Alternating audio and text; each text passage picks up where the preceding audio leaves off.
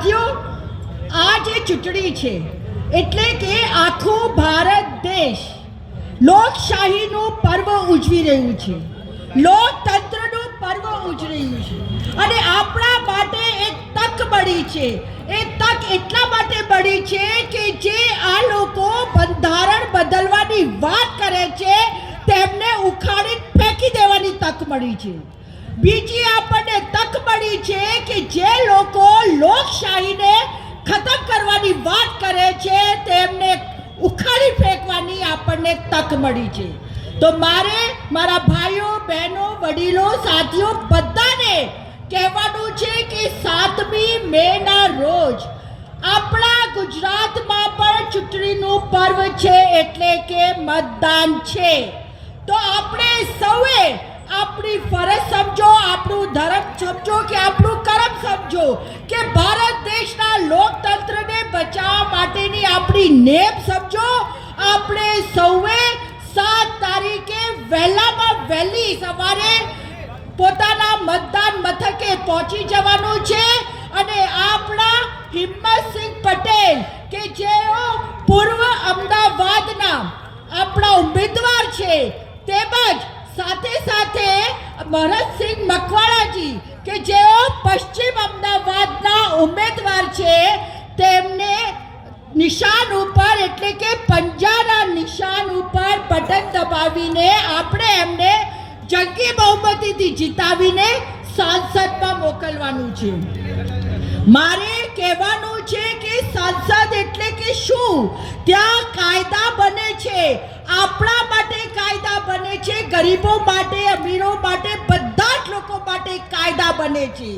હવે નિર્ણય આપણે કરવાનું છે કે આપણે કેવી સરકાર બનાવીએ દિલ્હીમાં 2024માં. શું આપણે જુમલાવાળી સરકાર બનાવી છે?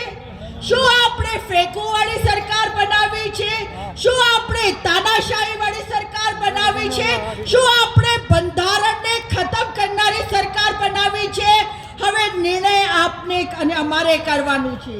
સાથીઓ, હું એટલું કહેવા માંગુ છું કે આ જે ચૂંટણી છે, આ ચૂંટણી કોઈ સામાન્ય ચૂંટણી નથી. આ ચૂંટણી વિચારધારાની ચૂંટણી છે.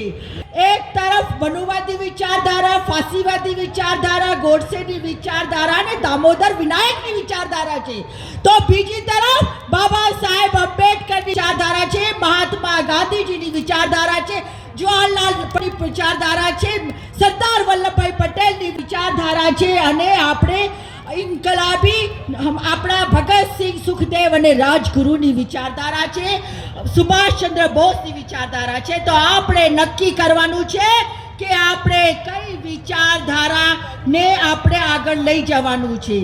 સાથીઓ, અહીંયા તો ઘણી બધી વાતો થવાની છે ને થશે જ, પરંતુ હું આજે મહિલાઓના મુદ્દા ઉપર વાત કરવા માંગુ છું. હું પોતે એક મહિલા છું, એટલે કોઈ પણ મહિલાનું જે પણ કંઈક દર્દ હશે ને તો એ હું સમજી શકું છું. મારી અડધી આબાદી એટલે કે ભારત દેશની અડધી આબાદી 50% આબાદી જ્યારે મહિલાનું હોય ત્યારે મહિલાઓ સાથે શોષણ થતું હોય, એમની સાથે યૌન શોષણ થતું હોય, એમની સાથે બલાત્કાર થતું હોય તો આપણી ભાજપની સરકાર અને આપણા મોદી સાહેબ મોઢે પટ્ટી બાંધીને બેસી જાય છે. હું આજે આપને એક તાજેતરનો દાખલો બતાવવા માંગુ છું. ભાઈઓ અને બહેનો,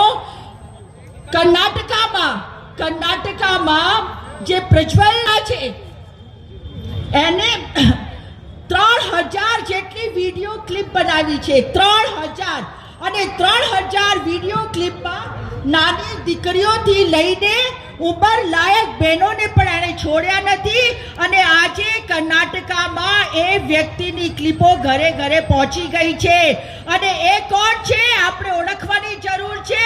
એ વ્યક્તિ પૂર્વ પ્રધાનમંત્રી એચ.ડી. દેવગૌડાનો પૌત્ર છે અને બીજી અગત્યની મહત્વની વાત કે એ એનડીએ એટલે કે ભાજપના એલાયન્સમાં બેઠા છે.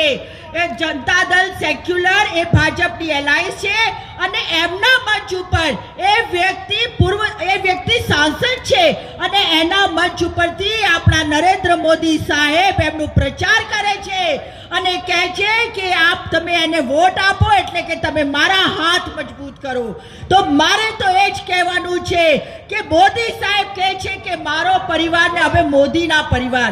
તો એવા જ લોકો કેમ મોદીના પરિવારમાં હોય છે કે જે બલાત્કારીઓ છે? એવા જ લોકો કેમ મોદીના પરિવારમાં હોય છે કે જે ભ્રષ્ટાચાર કરે છે? એવા જ લોકો કેમ મોદીના પરિવારમાં હોય છે કે જે કરોડોનું કૌભાંડ કરીને વિદેશોમાં ભાગી જાય છે?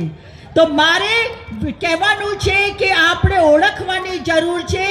આ મોદી સાહેબ કહેતા હતા કે હું ખાતોય નથી ને ખાવા દેતોય નથી, અને મોદી સાહેબના ભ્રષ્ટાચારની વોશિંગ મશીનમાં કેટલાક લોકો ધોવાઈ ગયા અને આજે ચોખ્ખા બનીને ફરી રહ્યા છે.